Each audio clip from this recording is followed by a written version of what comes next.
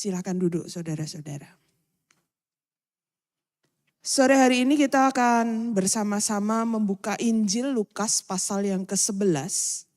Kita akan membaca ayat 1 hingga ayat 13.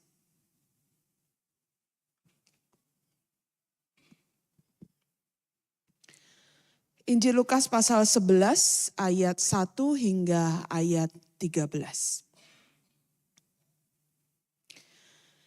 Pada suatu kali Yesus berdoa di suatu tempat. Ketika ia selesai berdoa, berkatalah seorang dari murid-muridnya kepadanya, "Tuhan, ajarlah kami berdoa sama seperti yang diajarkan Yohanes kepada murid-muridnya." Jawab Yesus kepada mereka, "Apabila kamu berdoa, katakanlah, Bapa, dikuduskanlah namamu, datanglah kerajaanmu. Berilah kami setiap hari makanan kami yang secukupnya, dan ampunilah dosa-dosa kami, sebab kami pun mengampuni setiap orang yang bersalah kepada kami. Dan janganlah membawa kami ke dalam pencobaan." Lalu katanya kepada mereka, "Jika seorang di antara kamu mempunyai seorang sahabat, dan pada tengah malam pergi kepadanya dan berkata kepadanya, 'Sahabat, pinjamkanlah kepadaku 3 roti. Sebab seorang sahabatku yang sedang dalam perjalanan singgah ke rumahku dan aku tidak mempunyai apa-apa untuk dihidangkan kepadanya.' Bagaimana mungkin ia yang di dalam rumah itu akan menjawab, 'Jangan mengganggu aku. Pintu sudah tertutup dan aku serta anak-anakku sudah tidur. Aku tidak dapat bangun dan memberikannya kepadamu.' Aku berkata kepadamu, sekalipun ia tidak mau bangun dan memberikannya kepadanya karena orang itu adalah sahabatnya, tetapi karena sikapnya yang tidak malu itu, ia akan bangun juga dan memberikan kepadanya apa yang diperlukannya. Karena itu aku berkata kepadamu, mintalah maka akan diberikan kepadamu, carilah maka kamu akan mendapat, ketuklah maka pintu akan dibukakan bagimu. Sebab setiap orang yang meminta menerima, setiap orang yang mencari mendapat, yang mengetuk baginya pintu dibukakan. Bapa manakah di antara kamu jika anaknya minta ikan akan memberinya ular sebagai ganti ikan, atau jika ia minta telur akan memberinya kalajengking? Jadi jika kamu yang jahat tahu memberi pemberian yang baik kepada anak-anakmu, apalagi Bapamu yang di surga, ia akan memberikan Roh Kudus kepada mereka yang meminta kepadanya." Demikianlah pembacaan firman Tuhan. Berbahagialah setiap kita yang mau mendengarkan firman Tuhan dan memeliharanya dalam kehidupan kita sehari-hari. Haleluya. Saudara-saudara yang dikasihi oleh Tuhan Yesus Kristus, Alkisah ada seorang pemuda jomblo, ya sudah lama menjomblo, dan dia sangat ingin punya pasangan. Ya, dia kemudian berdoa, memohon kepada Tuhan supaya Tuhan bisa segera memberikan seorang pendamping hidup baginya. Apa yang dilakukan? Tiap hari dia berdoa dengan tekun. Tiap hari dia mendoakan keinginannya. Tapi setelah lewat beberapa waktu, Tuhan tidak kunjung menjawab permohonannya itu. Dan pemuda ini kemudian berpikir, jangan-jangan memang ada yang salah nih dengan doanya. Dia berpikir dan berpikir sampai kemudian dia memutuskan untuk mengubah isi doanya. Jadi mulai hari itu pemuda ini gak lagi berdoa, "Tuhan tolong berikan aku jodoh." Tetapi dia mengatakan begini, saudara-saudara. "Baiklah Tuhan, kalau Engkau tidak mau memberikan aku jodoh, tapi tolong berikan seorang menantu buat orang tuaku." Gimana tanggapan saudara-saudara? Isi doanya sama aja enggak? Intinya sama saja tidak? Ya sama saja intinya. Doa. Kalau kita ngomong soal doa, saudara-saudara masih berdoa? Masih dong, paling enggak barusan ini berdoa. Ya tadi doa pengakuan dosa, kemudian doa sebelum firman. Sehari berapa kali saudara-saudara berdoa?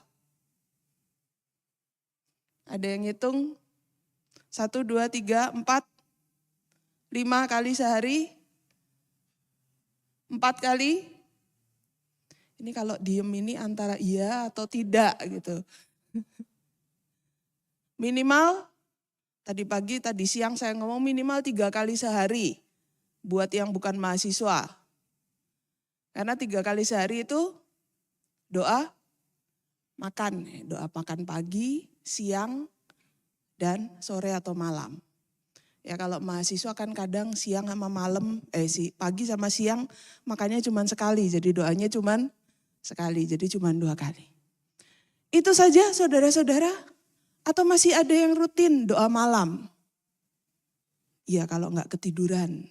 Doa aminnya besok pagi. Sekalian doa pagi. Berapa kali kita berdoa?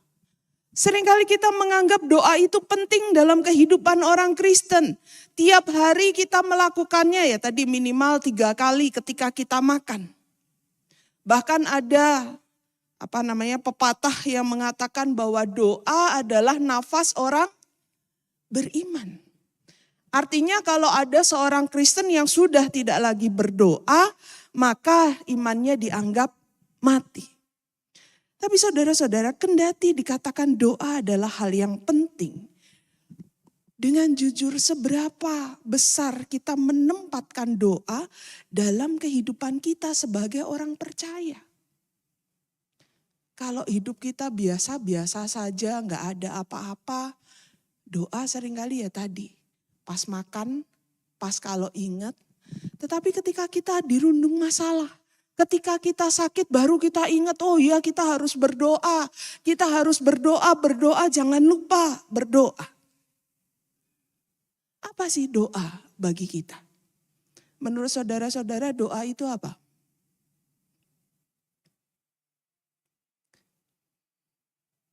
Pernah doa semua kan ya? Saya jadi serem kalau diem gitu aja. Jangan-jangan antara nggak tahu atau... Ya paling umum saya kasih clue nih. Orang ngomong doa adalah sarana komunikasi antara kita dan Tuhan. Sarana komunikasi antara kita dan Tuhan. Ada orang yang memahami doa dengan berbagai macam cara. Dan itu mempengaruhi cara dia berdoa. Misalnya kita seringkali mungkin menemukan atau bahkan kita melakukan kalau doa itu harus detil. Harus ngomong detil sama Tuhan. Harus memberitahu apa yang menurut kita Tuhan tidak tahu. Jadi kalau minta biasanya ada ya orang-orang tertentu yang diajarkan supaya kalau misalnya kita kayak tadi pemuda tadi mau minta jodoh ya harus detil nih. Laki atau perempuan, kemudian cantik atau ganteng atau enggak, pinter atau tidak, kerjaannya apa. Atau kalau kita misalnya pengen mobil ya sampai mereknya mobil merek apa, warna apa, keluaran tahun berapa, semua harus disebut supaya Tuhan tahu. Di sisi lain, kalau sudah ngomong soal doa pengakuan dosa, kalau kita doa ngaku dosa, bunyinya seperti apa saudara-saudara biasanya? Tuhan, ampunilah segala dosa-dosa saya, titik. Ya paling banter agak panjang melalui kata tindakan yang disengaja maupun tidak disengaja. Tetapi apakah kita pernah berdoa mengaku dosa sangat detil? Tuhan ampuni karena kemarin saya sudah marah-marah sama orang tua saya. Saya sudah maki-maki orang yang sebenarnya enggak salah. Kita detil aja kalau ditanya kok ringkes amat doanya. Ya Tuhan kan sudah tahu. Ya kebalikannya kalau tadi Tuhan gak tahu apa-apa, ini kan Tuhan sudah tahu. Atau ketika kita bersyukur, Tuhan terima kasih untuk berkat-berkat-Mu. sudah gelondong gede gitu aja. Kenapa kita tidak menyebutkan apa berkat Tuhan? Saudara-saudara, pada akhirnya doa-doa kita seringkali lebih berpusat pada diri kita sendiri.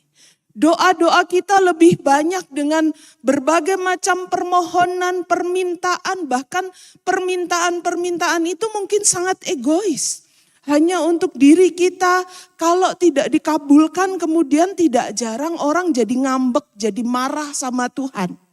Bahkan doa syafaat yang seharusnya kita gunakan untuk mendoakan pihak-pihak di luar diri kita, seperti negara, seperti lingkungan masyarakat kita, malah dipenuhi dengan doa-doa untuk diri kita sendiri atau paling banter orang-orang yang ada di sekitar kita. Sama seperti halnya pemuda yang tadi berdoa seolah-olah untuk orang lain, untuk membahagiakan orang tuanya. Tetapi ujung-ujungnya sebenarnya adalah dirinya sendiri. Dan saudara-saudara, apakah kita masih bisa dengan tulus, sungguh-sungguh memaknai setiap doa yang kita ucapkan, atau hanya seperti rekaman yang diputar saja? Ya, ada orang-orang tertentu yang dari kecil sampai sudah dewasa kalau suruh doa makan ya bunyinya gitu doang.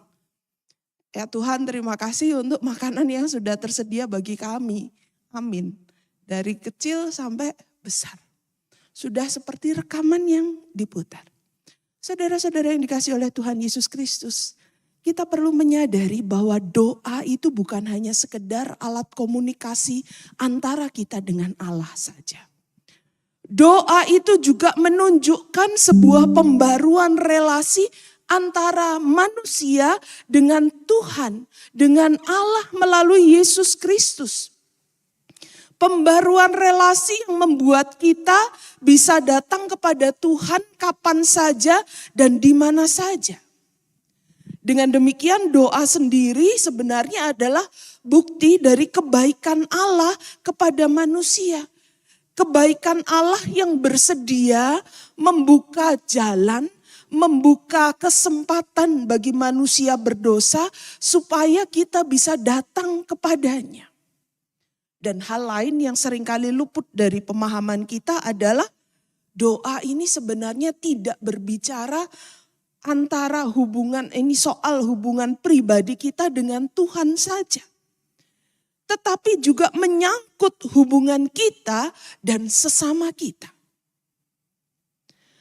Saudara-saudara, bacaan kita sore hari ini merupakan bacaan yang mungkin sudah sangat kita kenal. Kita menghafal doa Bapa kami dari bagian Injil yang lain. Dan doa Bapa kami yang diajarkan oleh Tuhan Yesus ini merupakan contoh doa yang diajarkan Yesus sendiri kepada para muridnya dalam rangka apa?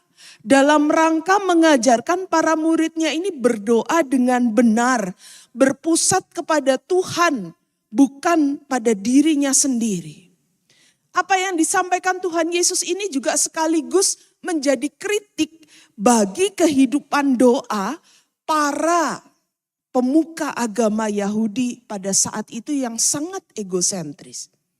Jadi saudara-saudara, kalau kita buka Injil bagian lain, dikisahkan bagaimana sikap para pemuka agama Yahudi ketika berdoa.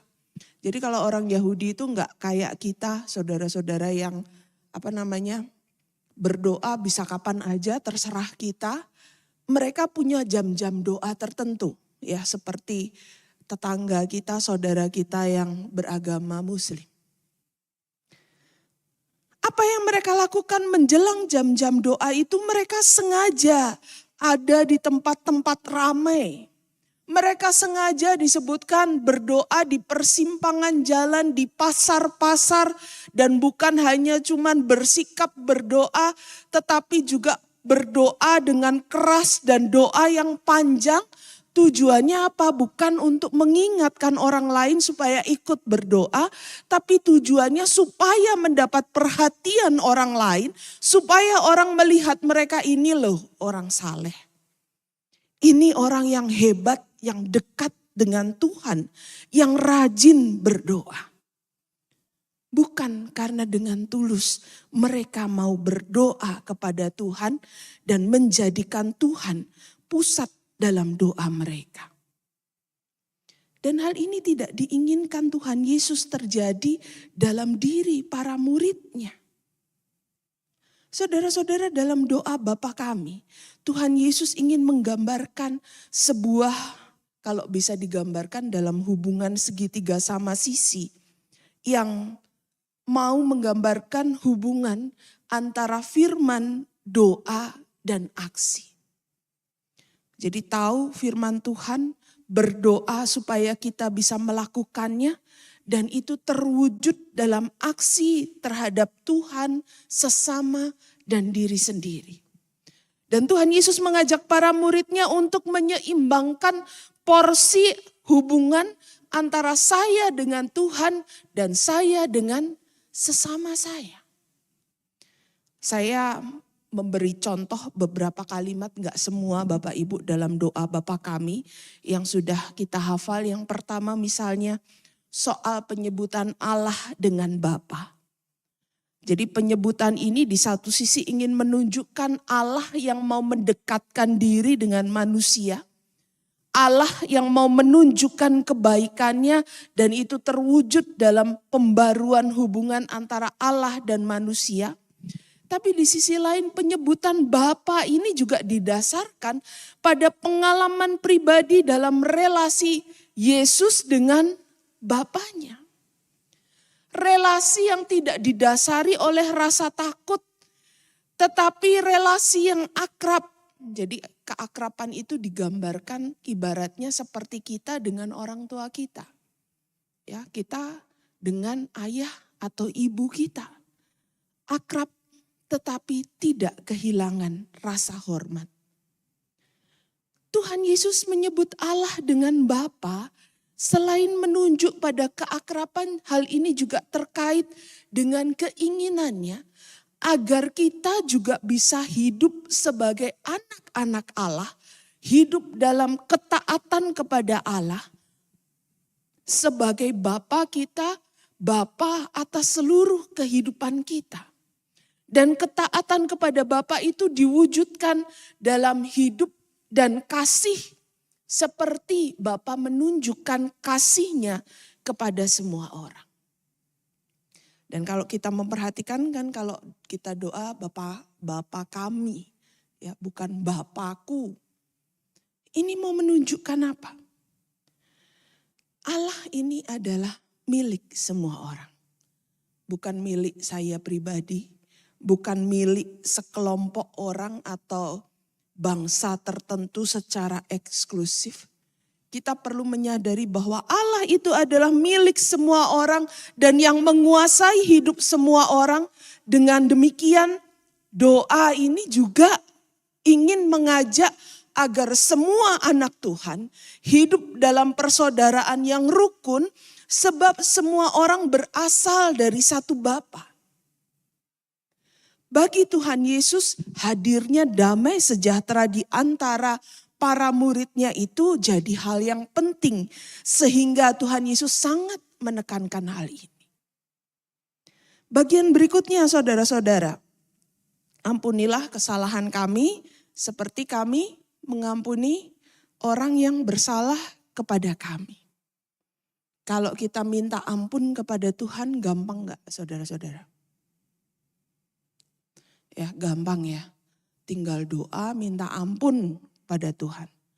Tetapi kalau kalimat selanjutnya, seperti kami juga mengampuni orang yang bersalah kepada kami. Pertanyaannya gampang gak saudara-saudara? Ada yang mengatakan gampang, kecil Bu. Bisalah dilakukan.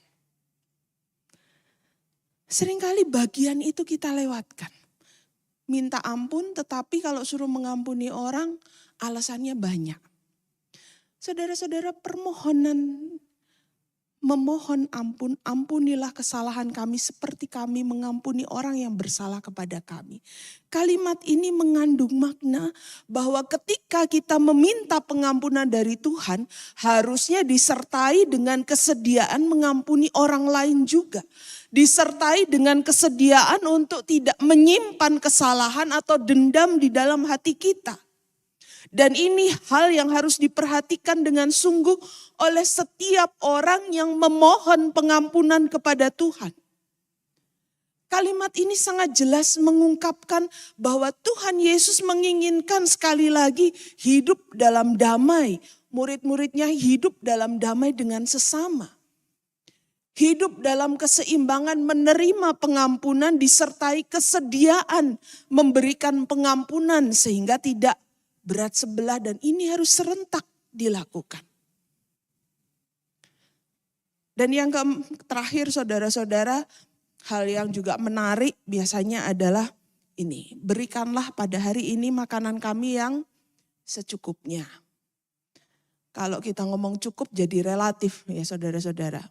Kalau lapar banget, nasi, tempe, goreng, sambal, cukup enggak? Cukup. Karena lapar banget ya adanya itu ya udah. Tapi kalau dikasih nasi campur babi, cukup enggak saudara-saudara? Cukup juga. Jadi relatif sekali. Cukup dalam kehidupan kita. Tetapi inilah yang diajarkan Tuhan. Berikanlah pada hari ini makanan kami yang secukupnya.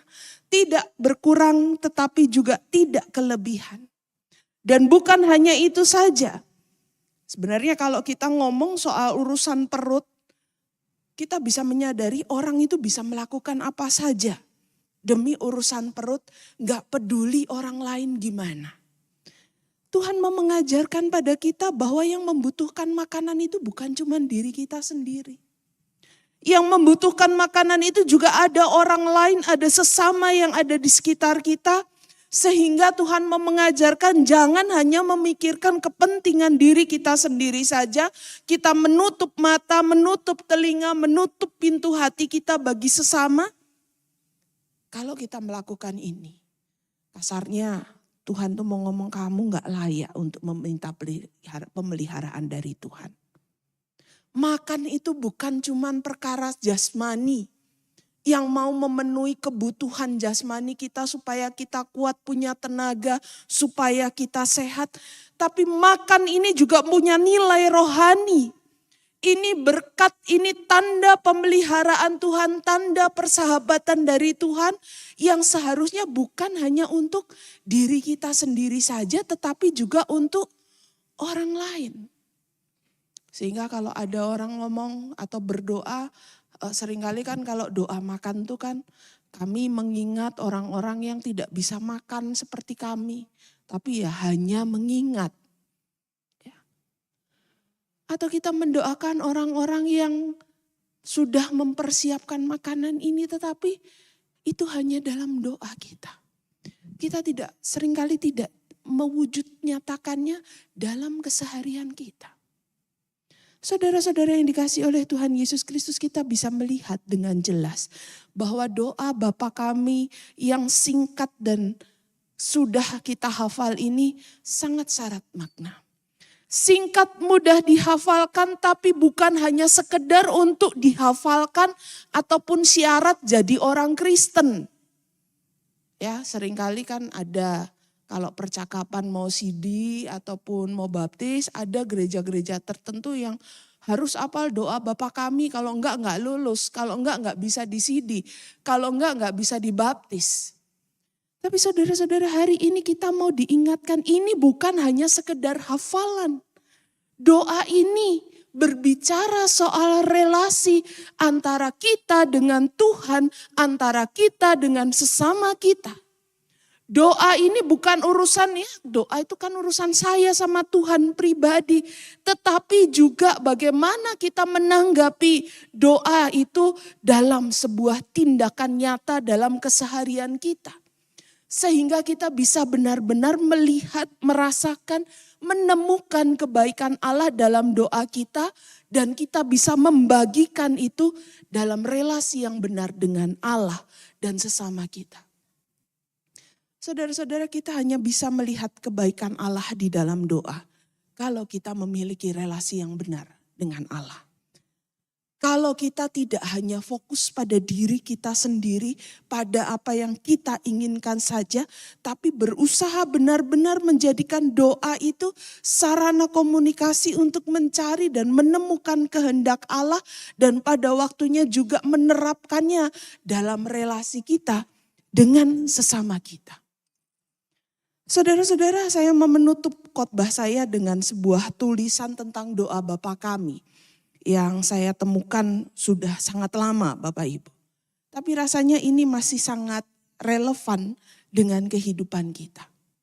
Ya, judulnya doa Bapa Kami. Isinya demikian saudara-saudara. Jangan mengatakan Bapa kalau sehari-hari kita tidak berlaku sebagai anak Tuhan. Jangan mengatakan kami kalau engkau hidup tersendiri dalam egoismemu. Jangan mengatakan yang ada di surga kalau hanya memikirkan hal-hal duniawi dan kesenangan sendiri saja. Jangan mengatakan dimuliakanlah namamu kalau kita tidak pernah berusaha menghormati Tuhan kita. Jangan mengatakan jadilah kehendakmu kalau tidak mau menerimanya, kalau ternyata kenyataan itu adalah sesuatu yang berat dan pahit. Jangan mengatakan berilah pada hari ini makanan kami yang secukupnya. Kalau tidak prihatin dengan mereka yang lapar, mereka yang buta huruf, kikir untuk memberikan dana sosial sumbangan, angkuh terhadap si miskin, dan hidup tanpa harapan untuk hari esok. Jangan mengatakan ampunilah kesalahan kami kalau masih menyimpan kebencian terhadap saudaramu dan sesamamu. Jangan mengatakan jangan biarkan kami jatuh dalam pencobaan kalau masih bermaksud berbuat dosa terhadap sesama atau apapun juga. Jangan mengatakan bebaskanlah kami dari yang jahat kalau tidak berani mengambil posisi melawan kejahatan. Jangan mengatakan amin kalau kita tidak menganggap serius setiap kata dalam doa Bapa Kami. Saudara-saudara sekalian, sekali lagi doa Bapa Kami itu bukan hanya doa yang harus kita hafalkan. Tetapi bagaimana kita mewujudkan doa itu sehingga ketika kita berdoa kita bisa merasakan lagi dan lagi kebaikan Tuhan pada diri kita. Dan kita juga bisa menyalurkannya bagi orang-orang yang ada di sekitar kita. Amin.